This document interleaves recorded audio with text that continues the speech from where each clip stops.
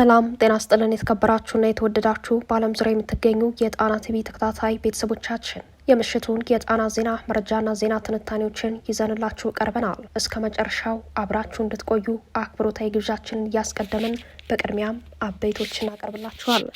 የፋኖ ኃይሎች በወሎ ቤት አማራ ያገዛዙን የሻለቃ መሪ በመረጃ ክትትል በቁጥጥር ስር ሲያውሉ በጎንደር ሎጂስቲክ ጭነው በሚጓዙ ወታደራዊ ተሽከርካሪዎችና አጃቢዎቻቸው ላይ ከፍተኛ ጉዳት አድርሰዋል። በጎጃም ከባህር ዳር ሞጣ መስመር በዙ 23 የታጀበ ከባድ ውጊያ ውለዋል። የአማራ ሕዝብ የህልውና ትግል ወደፊት እንዲራመድ ከፍተኛ አስተዋጽኦ በማድረግ ላይ የሚገኘው አፋሕድ ሸዋ ጠቅላይ ግዛት እዝ የጀግንነት ተጋድሎችን እንደቀጠለ ነው። እዙ አስርጎ በማስገባትና የውስጥ አርበኞችን በመጠቀም ያገዛዙ ቅጥረኛ የሆኑ የወረዳ አመራሮችን ለይቶ እርምጃ መውሰዱን ቀጥለዋል። የዛሬው ተረኛ ከራስ አበበ አረጋይ የትውልድ ቀዬ ጅሩ ደነባ ከተማ ነው። የወረዳው የሚሊሻ ጠርናፊ እርምጃ ተወስዶበታል። የአገዛዙ ጦርም በዚሁ ሸዋ ቀጠና የተለመደ የጦር ወንጀል ፈጽሟል። አብራችሁን ስትቆዩ ዝርዝር የግንባር መረጃውን ተሰሙታላችሁ።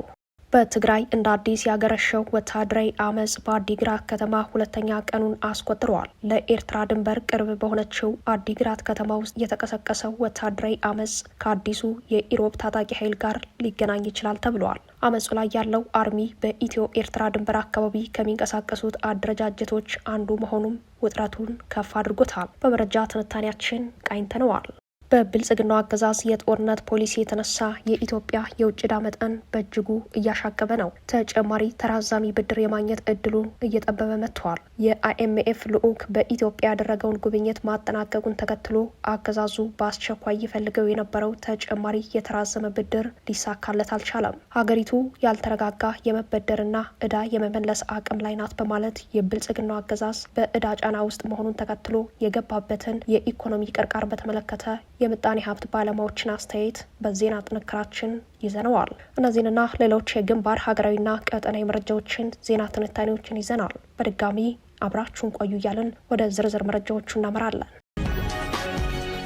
የፋኖ ኃይሎች በወሎ ቤት አማራ ያገዛዙን የሻለቃ መሪ በመረጃ ክትትል በቁጥጥር ስር ሲያውሉ በጎንደር ሎጂስቲክ ጭነው በሚጓዙ ወታደራዊ ተሽከርካሪዎችና አጃቢዎቻቸው ላይ ከፍተኛ ጉዳት አድርሰዋል። በጎጃም ከባህር ዳር ሞጣ መስመር በዙ 23 የታጀበ ከባድ ውጊያ ውሏል። አፋብሃ ምኒልክ ዕዝ ላስታ ጄኔራል አሳምነው ጽጌ ኮር የብልጽግና ሰራዊት መስመራዊ መኮንን የሆነ የሻለቃ መሪ በመረጃ ክትትል በቁጥጥር ስር መዋሉን ይፋ አድርጓል። የሰሜን ምስራቅ እዝ የ61ኛ ክፍለ ጦር የሁለተኛ ሻለቃ ምክትል መሪ ሆነው መቶ አለቃ በእውቀቱ ምስጋናው ከድል ወደ ግዳን ወረዳ ሙጃ ማርያም ከተማ በሚወስደው መንገድ ዴንሳ ከተማ ላይ በተከዜ ክፍለ ጦር ፋኖች ህዳር 4 አመሻሽ ላይ በቁጥጥር ስር ሊውል ችሏል ያለው እዙ ይህ የኃይል መሪ ብቻውን እንደተያዘ ነው ያስታወቀው። የሰሜን ምስራቅ እዝ የ61ኛ ክፍለ ጦር የሁለተኛ ሻለቃ ምክትል መሪ ሆነው መቶ አለቃ በእውቀቱ ምስጋናው ላስታ ወረዳ ኩልመስክ ከተማ ላይ ከዚህ በፊት 8 ንጹሐንን የረሸነና ያስረሸነ የብዙ ወጣቶችን አካል ያጎደለ ነው ያለው እዙ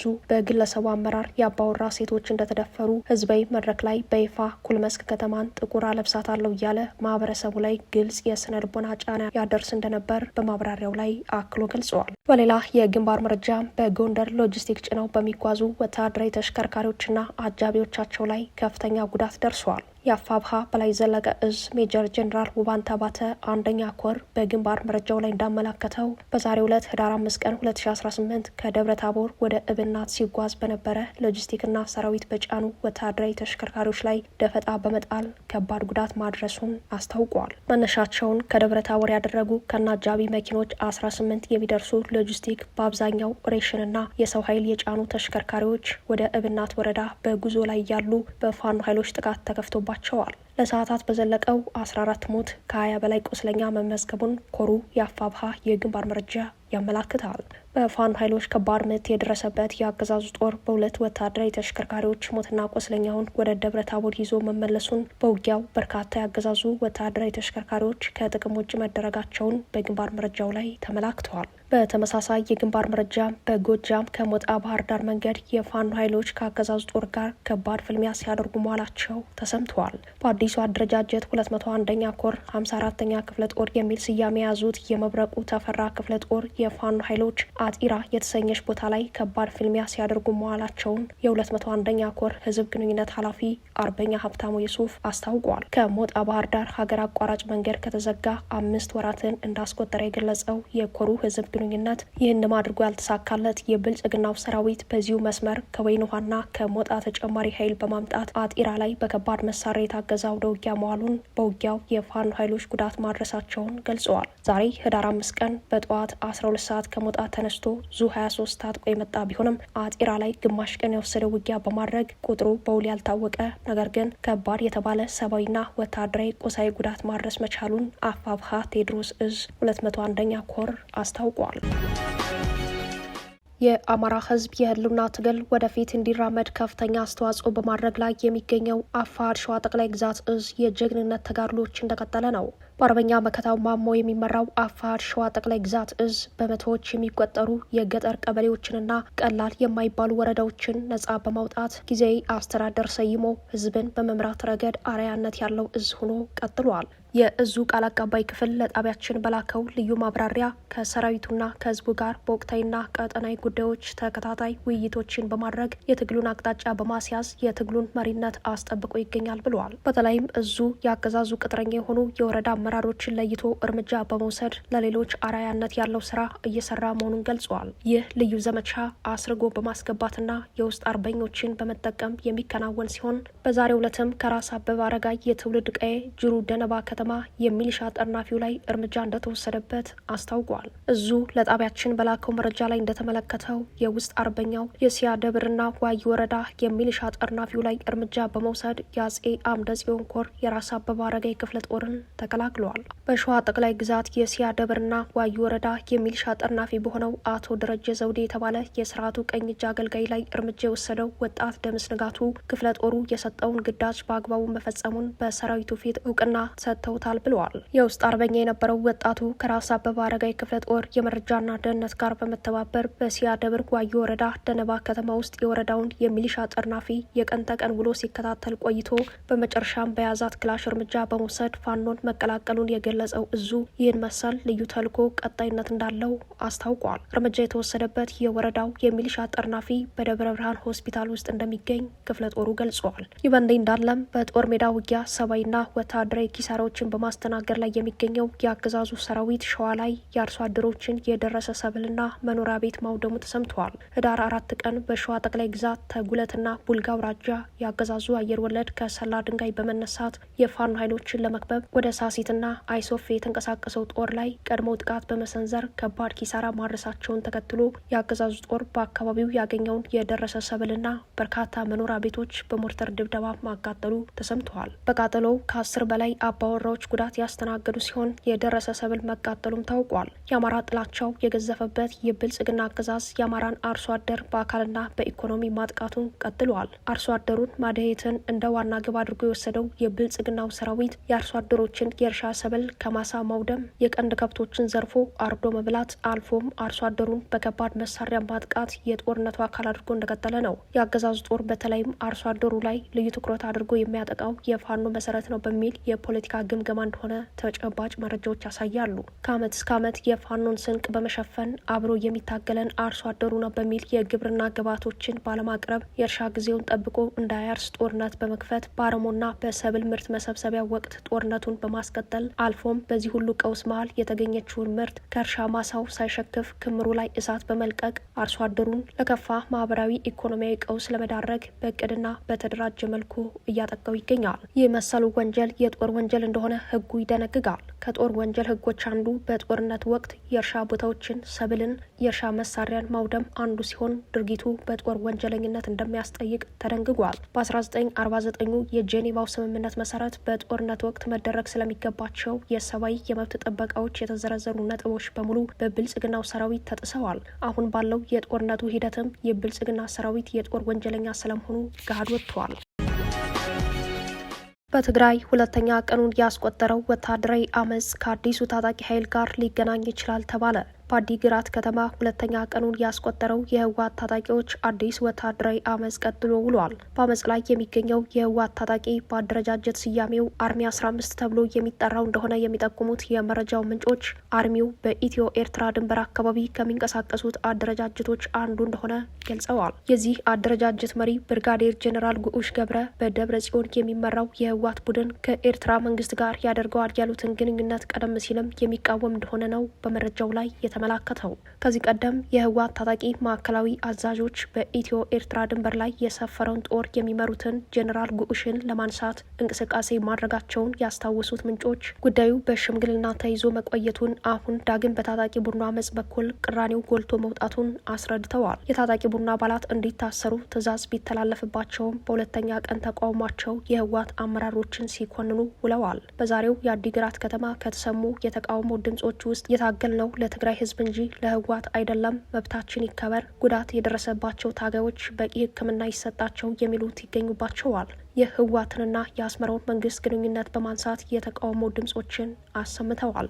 ይህ ወታደራዊ አመጽ ምናልባትም ከሰሞኑ በትግራይ ክልል አዲስ የትጥቅ ትግል እንቅስቃሴ ጀምረናል ካለው ኢሮብ ዋዶ ጋር ሊገናኝ እንደሚችል ምንጮች ጠቁመዋል። መሰረቱን የኢሮብ ማህበረሰብ ያደረገው አዲስ የትጥቅ ትግል እንቅስቃሴ ራሱን የትግራይ ሰላም ኃይሎች ብሎ ከሚጠራው ተፋላሚ ቡድን ጋር እቀላቀላለሁ ቢልም አካባቢው ኢሮብ በመሆኑ ሁለተኛ ቀኑን ያስቆጠረው የህወሓት ታጣቂዎች ወታደራዊ አመጽም በዚያው አዲግራት በመካሄድ ላይ መሆኑን በመጥቀስ ሁኔታው በጥርጣሬ የሚታይ ነው ይላሉ ምንጮች።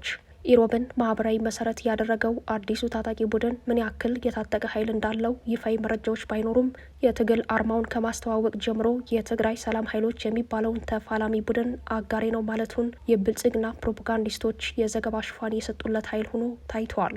አዲግራት ከተማ ከኤርትራ ድንበር በቅርብ ርቀት ከሚገኙ ትልልቅ የትግራይ ከተሞች ቀዳሚዋ እንደሆነች ይታወቃል። በመጨረሻም በብልጽግናው አገዛዝ የጦርነት ፖሊሲ የተነሳ የኢትዮጵያ የውጭ ዕዳ መጠን በእጅጉ እያሻቀበ ነው። ተጨማሪ ተራዛሚ ብድር የማግኘት እድሉን እየጠበበ መጥቷል ተባለ። የአይኤምኤፍ ልዑክ በኢትዮጵያ ያደረገውን ጉብኝት ማጠናቀቁ ተሰምቷል። ልዑኩ የብልጽግናው አገዛዝ ያቀረበውን የተራዘመ የብድር ጥያቄ ለመገምገም እንደመጣ ታውቋል። በአልቫሮ ፕሪስ የሚመራው ዓለም አቀፍ የገንዘብ ተቋም አይኤምኤፍ ልዑካን ቡድኑ በአዲስ አበባ ከጥቅምት 20 እስከ ህዳር 4 ድረስ ቆይታ ማድረጉ የታወቀ ሲሆን ቡድኑ በአራተኛው ዙር ግምገማ ስር በተራዘመ የብድር አቅርቦት ዙሪያ ከገንዘብ ሚኒስቴርና ከብሔራዊ ባንክ ገዢ ባለስልጣናት ጋር ውይይት እንዳደረገ፣ ሆኖም ይህ ውይይት ቀጣይነት እንደሚኖረው ነው የተገለጸው። ይህም የብልጽግናው አገዛዝ ከአይኤምኤፍ የሚፈልገው የተራዘመ የብድር አቅርቦት በአጭር ጊዜ ሊሳካለት እንደማይችል ነው። ከዚህ ቀደም በነበረው የሶስተኛ ዙር ግምገማ መሰረት 262.3 ሚሊዮን የአሜሪካ ዶላር የሚጠጋ ገንዘብ ወዲያውኑ በተራዘመ ብድር አግኝቶ የነበረው አገዛዙ የዚህ ግምገማ መጠናቀቅ የተለቀቀውን አጠቃላይ ገንዘብ ወደ 1.873 ቢሊዮን የአሜሪካ ዶላር እንዳደረሰው የሚያስታውሱት የምጣኔ ሀብት ባለሙያዎች የአሁኑ አራተኛው ዙር የአይኤምኤፍ ግምገማ የዘገየው ከኢትዮጵያ አሁናዊ ቀውስ የተነሳ ሊሆን እንደሚችል ገምተዋል። በመስከረም 2025 ዓ.ም ይፋ የሆነው የዓለም ባንክና የአይኤምኤፍ የጋራ ግምገማ በኢትዮጵያ የኢኮኖሚ ሁኔታ ላይ ከባድ ማስጠንቀቂያ ማስተላለፋቸው አይዘነጋም። ሀገሪቱ ያልተረጋጋ የመበደርና ዕዳ የመመለስ አቅም ላይ ናት በማለት የብልጽግናው አገዛዝ በዕዳ ጫና ውስጥ መሆኑን መግለጻቸው ይታወሳል። ይህ ማስጠንቀቂያ ከተሰጠ በኋላ የተካሄደው የአራተኛ ዙር ግምገማ የብልጽግናው አገዛዝ ከአይኤምኤፍ የሚፈለገው የተራዘመ የብድር አቅርቦት በአጭር ጊዜ ሊሳካለት እንደማይችል ያሳየ ሆኗል። የብልጽግናው አገዛዝ በሚከተለው የጦርነት ፖሊሲ የተነሳ የኢትዮጵያ የውጭ ዕዳ መጠን ከጊዜ ወደ ጊዜ እያደገ ሲሆን ይፋዊ መረጃዎች እንደሚያሳዩት የኢትዮጵያ የውጭ ዕዳ መጠን ወደ 32 ቢሊዮን ዶላር ከፍ ማለቱ ታውቋል። ከኢትዮጵያ የሀገር ውስጥ ዕዳ ጋር በአንድ ላይ ከ62 ቢሊዮን ዶላር በላይ ደርሷል። የብልጽግናው አገዛዝ ወደ ስልጣን ከመጣ ወዲህ ባለፉት 7 ዓመታት ብቻ ከሀገሪቱ ነባር ዕዳ የሚስተካከል ተጨማሪ የውጭና የሀገር ውስጥ ብድር እንደወሰደ፣ የዕዳ ጫናውም አገዛዙ ከሚከተለው የጦርነት ፖሊሲ አኳያ በቀላሉ ሊቃለል እንደማይችል መረጃዎች ያሳያሉ። አገዛዙ የማክሮ ኢኮኖሚ ማሻሻያ ማድረጉን ተከትሎ በኢትዮጵያ ከፍተኛ የዋጋ ግሽበት ተከስቶ የሕዝቡን ኑሮ ወደ ምድራዊ ሲኦል እንዲቀየር አድርጎታል። ከጉዳዩ ጋር በተያያዘ ያነጋገርናቸው ምሁራን ብልጽግና በሚከተለው የጦርነት ፖሊሲ ምክንያት ኢትዮጵያ ውስጥ ጦርነት ሊቆም አይችልም፣ ኢኮኖሚውም አዙሪታዊ ድቀት ውስጥ እንደገባ ያስረዳሉ። ኢትዮጵያ ውስጥ የምግብ ዋጋ ግሽበቱ 400% የደረሰባቸው የምግብ አይነቶች አሉ የሚሉት ምሁራን ይህ የኑሮ ውድነት ስርዓት ወለድ እንደሆነ ያብራራሉ። የሀገሪቱን ሰፊውን የግብር የግብርና ምርት የሚሸፍነው አምራቹ የአማራ ክልል በጦርነት ላይ በመሆኑ የሀገር ውስጥ ምርት ላይ ከፍተኛ ተጽዕኖ አምጥቷል የሚሉት ምሁራን ለሀገር ውስጥ ፍጆታ የሚውለው ጤፍ በሁለት የምርት ዘመን የዋጋ ጭማሪው 3 እጥፍ ደርሷል። በሌላ በኩል ወደ ውጭ የሚላኩ ምርቶች እንደቀነሱ መረጃዎች ያሳያሉ። ከዚህ መሀል የኢትዮጵያ አጠቃላይ የዕዳ መጠን ከ62 ቢሊዮን ዶላር ደርሷል ያሉት ምሁራን የብልጽግናው አገዛዝ ኢትዮጵያን ወደማትወጣው አዘቅት ውስጥ እያስገባት ነው ሲሉ አስረድተዋል። በኢትዮጵያ ያልተረጋጋና ቀጣይነት ባለው ጦርነት የተነሳ የሀገር ውስጥ የውጭ ኢንቨስተሮች እየሸሹ ሲሆን አልሚዎች መዋለ ንዋያቸውን ከማፍሰስ ተቆጥበዋል። በሀገሪቱ በቀጠለው ጦርነት በቀጠናዊ ውጥረቶች የተነሳ አዳዲስ የውጭ ቀጥታ ኢንቨስትመንት መተማመኛ በማጣት ወደ ሀገር ቤት መግባት እንዳቆሙና ነባሮቹ ነቅለው የሚወጡበት አስጊ ሁኔታ እንደቀጠለ ስለመሆኑ መረጃዎች ያሳያሉ። ሰላም ጤና ይስጥልኝ። እንዴት ከረማችሁ? በቅድሚያ እነዚህን የግንባር አውደ ውሎች እንዳቀርብ በሚዲያችሁ ስለጋበዛችሁኝ በታላቁ የአማራ ሕዝብና የአማራ ፋኖ ሕዝባዊ ድርጅት እንዲሁም በዚህ ትግል ጀግኖች ሰማዕታት ስም ላቅ ያለ ምስጋኔን እያቀረብኩ ወደ ዝርዝር የግንባር አውደ ውሎች አልፋለሁኝ። የአማራ ፋኖ ሕዝባዊ ድርጅት የህዳር 5 2018 ዓ.ም የአውደ ውጊያ ውሎ በሸዋና በጎንደር ደማቅ ድሎች ተመዘገቡ። የተሸነፈው የአገዛዙ ጦር ንጹሐን ገበሬዎችን አጠቃ። በሸዋ ጠቅላይ ግዛት በተጉለት አውራጃ ሞጃና ወደራ ወረዳ ታምረ ማርያም ድንሽቅ መገንጠያ ዋሻ መድኃኔዓለም አካባቢ እንዲሁም አቧራ፣ ግራራምባ፣ ኮረምቲት፣ ደብተሮች፣ አባሃጉርና ሳማጉር በተባሉ 8 ቦታዎች ከአገዛዙ የ103ኛና የ104ኛ ክፍለ ጦሮች ህዳር 04 2018 ዓ.ም በከባድ ሁኔታ የተፋለመው የአማራ ፋኖ ሕዝባዊ ድርጅት ሸዋ ጠቅላይ ግዛት እዝ አካል የሆነው መሐመድ ቢሆነ ኮር ጀግናው ደጃዝማች ተሰማ እርገጤ ክፍለ ጦር አስቴጎማ ተራራ ክፍለ ጦር ብሩኬ ደምሴ ሻለቃ በቀጠናው ላይ ያለው የአርበኞች ጦር ሰገነት ብርጌድ ከሌሊቱ 7 ሰዓት አንስቶ እስከ ቀኑ 7 ሰዓት ከጠላት ጋር ባደረገው አስጨራሽ ውጊያ ከደብረ ብርሃን ተነስቶ በመጀመሪያ ወደ ውጊያ የገባው የአገዛዙ 104ኛ ኮማንዶ አየር ወለድ ወደ ተዘጋጀለት ሞት ቀጠና ስቦ ከፍተኛ ጉዳት አድርሶበታል። በዚህ የተደናገጡት የአገዛዙ ጦር መሪዎች ሰላ ድንጋይ ያለውን የ103ኛ አየር ወለድ ኮማንዶ በአጋዥነት ቢልኩትም ምንም የተለየ ውጤት ሳይገኝ ሁለቱም ከፍተኛ ጉዳት ደርሶባቸው ወደ መጡበት በሽንፈት ተመልሰዋል። የተመታውን የ104ኛ አየር ወለድ ኮማንዶ ለመርዳት የደረሰው የ103ኛ አየር ወለድ ኮማንዶ ክፍለ ጦር በደረሰበት ጉዳት ተበሳጭቶ ወደ ኋላ እየተመለሰ ባለበት ጊዜ የገበሬዎችን የተሰበሰበ ሰብልና ቤት ንብረታቸውን በአብሪ ጥይት አቃጥሎ የተለመደውን የጦር ወንጀል ፈጽሟል። በአውደ ውጊያው በጠላት ላይ የደረሰው ጉዳት እየተጣራ ይገኛል። የአማራ ፋኖ ሕዝባዊ ድርጅት ሸዋ ጠቅላይ ግዛት እዝ ልዩ ዘመቻ ኦፕሬሽናል ቡድን ደግሞ ህዳር 04 2018 ዓ.ም በመንዝና ግሻ አውራጃ ሞላሌ ከተማ የሚገኙ ወታደራዊ ኢላማዎችን ለመምታት ወደ ከተማዋ ሰርገው በመግባት በተሰራው አስደማሚ ኦፕሬሽን 6 የአገዛዙ ወታደሮች ከባድ ቁስለኛ ሲሆኑ 2 የተለየ ስልጠና አላቸው የሚባሉ ኮማንዶዎች ደግሞ ሙት መሆናቸውን ይህ መግለጫ እስከወጣበት ጊዜ ተረጋግጧል። በተመሳሳይ የዚህ የእዙ ልዩ ዘመቻ ኦፕሬሽናል ቡድን ሌላኛው አካል በይፋትና ጥሙጋ አውራጃ ደብረ ሲና ከተማ ህዳር 4 2018 ዓ.ም ሰርገው በመግባት የአገዛዙ አየር ወለድ ላይ ባደረሱት ድንገተኛና መብረቃዊ ጥቃት 2 የአገዛዙ ተዋጊዎች ተደመሰሱ፣ 5ቱ ደግሞ ከባድ ቁስለኛ ሆነዋል። በዚህ በሸዋ ግንባር የአማራ ፋኖ ሕዝባዊ ድርጅት ሸዋ ጠቅላይ ግዛት እዝ አጼ አምደ ጽዮን ኮር አካል በሆነው ጀግናው አጼ ዳዊት ክፍለ ጦር ህዳር 4 2018 ዓ.ም ከሌሊቱ 8 ሰዓት ላይ ወታደራዊ ኢላማዎች ላይ ብቻ አነጣጥሮ በሸዋ ጠቅላይ ግዛት መራቤቴ አውራጃ በሚዳና ሬማ ወረዳ ሬማ ከተማ ዙሪያ በተሰራ ልዩ የከተማ ውስጥ ኦፕሬሽን 5 የሚኒሻ አመራሮች ከነ ትጥቃቸው በቁጥጥር ስር የዋሉ ሲሆን ስማቸውና ማዕረጋቸው ይህን ይመስላል። አንደኛ በሸዋ አባቢ ዋና ሻለቃ መሪ፣ ሁለተኛ አባቡ ዘለቀው ምክትል ሻለቃ መሪ፣ ሶስተኛ በለጠ መስፍን ሻምበል መሪ፣ አራተኛ እንዳዘነው ግርማ ጋንታ መሪ፣ አምስተኛ በላይ ከፋለ ጋንታ መሪ። ምርኮኞቹ የዓለም አቀፍ ሕግን በጠበቀ መልኩ ወደሚቆዩበት ስፍራ ተወስደዋል። እነዚህም ሆኑ ሌሎች በድርጅታችን እጅ ያሉ ምርኮኞች ከዓለም አቀፉ ቀይ መስቀል ጋር በሚደረግ ግንኙነት ሰብአዊ መብታቸው ተጠብቆ ዕጣ ፋንታቸው ይወሰናል። የአማራ ፋኖ ሕዝባዊ ድርጅት ጎንደር ጠቅላይ ግዛት እዝ ህዳር 2 2018 ዓ.ም በጋይንትና አጎራባች ወረዳዎች ከሀገረ ገነት እስከ ታጥሮ በር ድረስ በነበሩ አውደ ውጊያዎች በተደረጉ ፍልሚያዎች የ206ኛ ከፍ ያለው ደሴ ኮር የዚህ ኮር አካል የሆኑት ጀግናው የኮሩ ተወርዋሪ ኃይል፣ ጀግናው የአንበሳው ጋይንት ክፍለ ጦር፣ ጀግናው ተራራው ራስ ጉና ክፍለ ጦር በጥምር በሰሯቸው ኦፕሬሽኖች በአገዛዙ ጦር ላይ ሰፊ ጉዳት እንዲደርስበት ሆኗል። በደንጓጥ ጉሃ፣ እስላም ቀብር፣ ፈላሽት ከአፋፍ መንደር እስከ ጉሃ ኪዳነ ምህረት በተደረጉ አስደማሚ የጀግንነት ትንቅንቆች የአገዛዙ ጦር ከብቤዋለሁ ያለው ሻምበል አጥናፉ ብርጌድ ከአደጋ ቀጠና ለማውጣት የኮር የክፍለ ጦር አመራርና የሰራዊታችን አባላት እኔ ልቅደም በሚል የወንድማማችነት ስሜት የጠላትን ውጥን አምክነው ወገንን ነፃ አውጥተዋል። በሌላ በኩል የኃይሌ ዘውባንተ ተወርዋሪ ክፍለ ጦር በስማዳ ወረዳ ሰሞኑን በተደረጉ ውጊያዎች የኳሳ ቀጠና አስደማሚ ድሎችን ተቀዳጅቷል። ዝርዝሩን በቀጣይ ቀናት ይፋ እናደርጋለን። ለዛሬው ያሉኝ ዝርዝር የአውደ ውጊያ ውሎ መረጃዎች እነዚህን ይመስላሉ። እውነትም የፋኖ መንፈስ ሕያው ነው። ክብርና ሞገስ ለትግሉ ሰማዕታት። ድል ለአማራ ፋኖ ህዝባዊ ድርጅትና የአማራ ፋኖ ሁሉ። ድል ለአማራ ህዝብ፣ ድል ለኢትዮጵያ ህዝብ።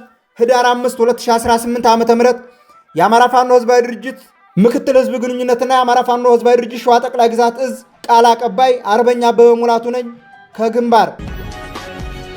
ክቡራትና ክቡራን ቤተሰቦቻችን ለምሽቱ የተሰናዱት መረጃዎቻችን የተከታተሏችኋቸውን ይመስሉ ነበር። አብራችሁን ስለቆያችሁ ልባዊ ምስጋናችን ድረሳችሁ እያለን የጣና ቲቪ ወቅታዊ ዜናዎች፣ ትንታኔዎችና ልዩ ልዩ ፕሮግራሞች እንዲደርሷችሁ ቻናላችን ሰብስክራይብ በማድረግ ቤተሰብ ይሁኑ። በተሳትፎ የትግል ሚዲያው እንዲያጠናክሩ ጥሪያችን እናቀርባለን። ጣና ሳተላይት ቲቪ ከሀቅ ጋር